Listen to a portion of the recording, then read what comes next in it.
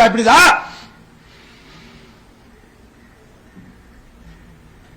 ₹50 ലക്ഷം.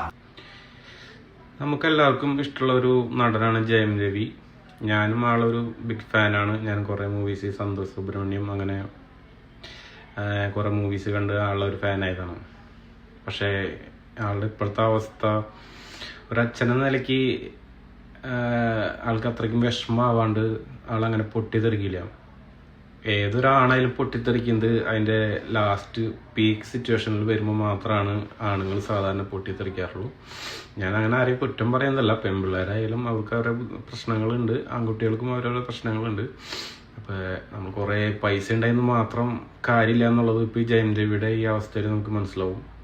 അപ്പോൾ എല്ലാവരും സ്നേഹിക്കുക, എല്ലാവരും അതിനുവേണ്ടി ട്രൈ ചെയ്യുക. ഞാനും